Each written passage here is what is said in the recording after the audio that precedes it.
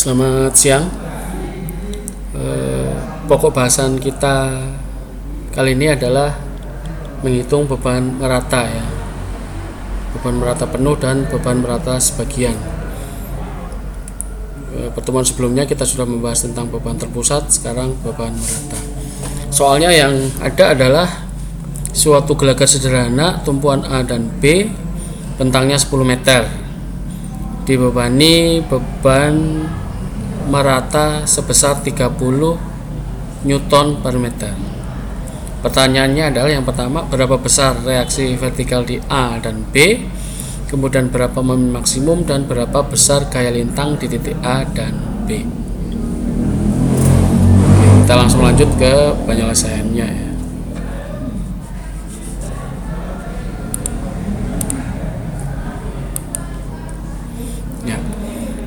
Seperti biasanya kita mengecek dulu berapa reaksi yang belum diketahui ya. Pada gambar di atas tersebut terlihat bahwa jumlah reaksi yang terjadi pada balok sederhana adalah 2, yaitu RAV dan RBV. Sesuai dengan ketentuan sebelumnya bahwa struktur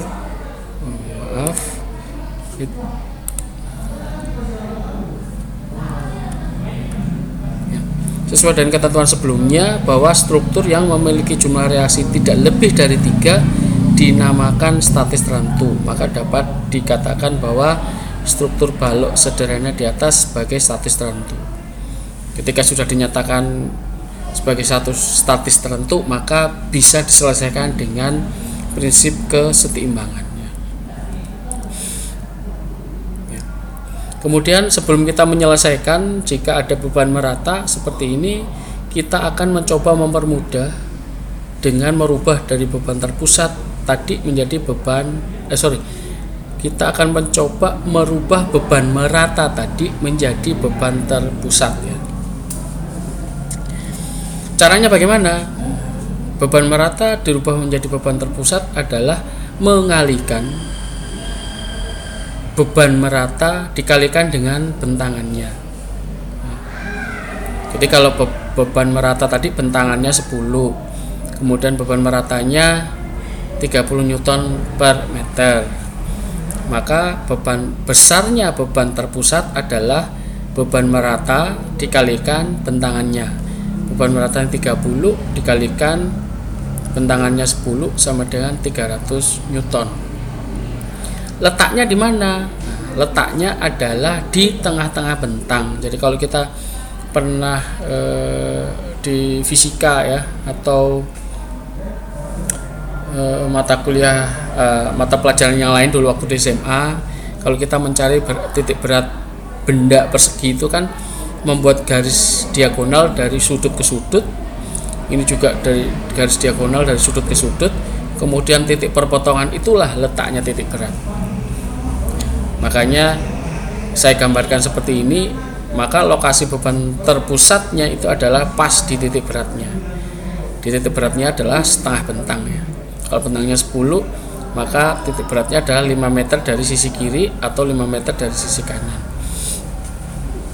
Ya, seperti itu cara merubah beban merata menjadi beban terpusat. Oke, kita lanjutkan. Setelah kita rubah menjadi beban terpusat, maka bentangan atau gambar konstruksi tadi kita rubah dulu ya, biar tidak bingung. Kita letakkan beban terpusat tadi letaknya di tengah-tengah bentang, 5 meter dari kiri, 5 meter dari kanan. Kemudian kita hitung seperti pertemuan sebelumnya dengan beban terpusat ya. Oke, kita cari sigma momen di A sama dengan 0. Ini prinsip keseimbangan ya. Sigma momen di A sama dengan 0.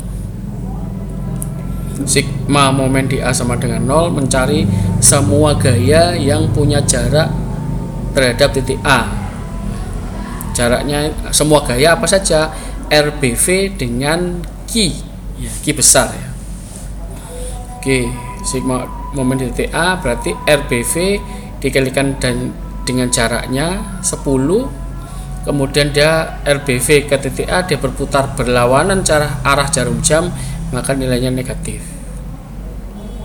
Kemudian ditambah dengan Q kalikan jaraknya 5, Q kali 5. dia berputarnya searah atau berlawanan. Berputarnya dia searah jarum jam terhadap titik A. Karena searah maka nilainya positif. Kemudian kita kasih masuk nilai R10, Q-nya 300, min RBV kali 10 ditambah 1500. 1500 pindah ke kanan jadi minus. RBV sama dengan min 1500 dibagi min 10 sama dengan 150 Newton. Oke, RAV nya dapat. Kemudian kita mencari sigma momen di B sama dengan 0. Gaya yang punya jarak adalah RAV dan Q. Maka RAV kalikan jaraknya 5 tambah 5 10. Kemudian arahnya RAV tadi terhadap B, dia berputar searah jarum jam, maka nilainya positif. Kemudian Q kali terhadap titik B jaraknya 5, Q kali 5, karena dia berputar berlawanan arah jarum jam maka nilainya minus. RAV kali 10 minus 300 kali 5. RAV kali 10 dikul minus 1500.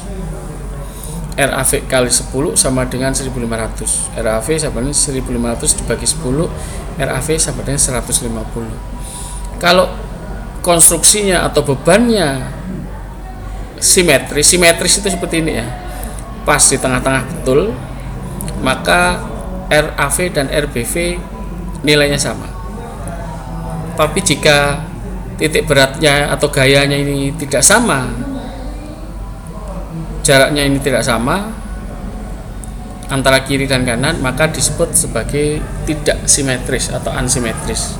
Maka nilai RBV dan RAV nya juga akan beda.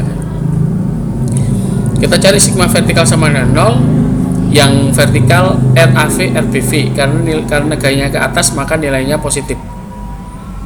Kemudian Q arahnya panahnya ke bawah maka nilainya negatif.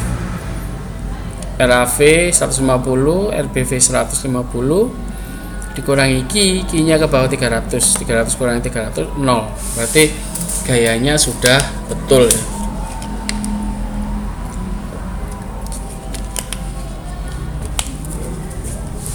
Oke, gayanya sudah betul. Kemudian kita lanjutkan pertanyaan kedua, mencari momen maksimum. Ini caranya adalah memisalkan momen maksimum terjadi pada potongan X. Ini potongan X ya. Potongan X sejarak X meter. Ya. Jadi kita misalkan ada potongan X sejarak X meter dari titik A. Ya. Dibuat potongan X sejauh atau sejarak X meter dari titik A. Ini langkahnya ya, mencari besarnya momen pada potongan X, ini X harusnya ya. Saya rubah dulu. Oke, saya rubah dulu. Ya, ini seharusnya pada potongan X MX. Mencari turunan pertama dari MX. Oke. Jadi langkahnya mencari potongan X sejauh X meter dari titik A, mencari besar potongan momen pada potongan X, mencari turunan pertama dari MX, mencari nilai X, kemudian momen maksimum. Ini langkah-langkahnya untuk menghitung momen maksimum. Oke, kita akan coba langkah demi langkah ya. Ya.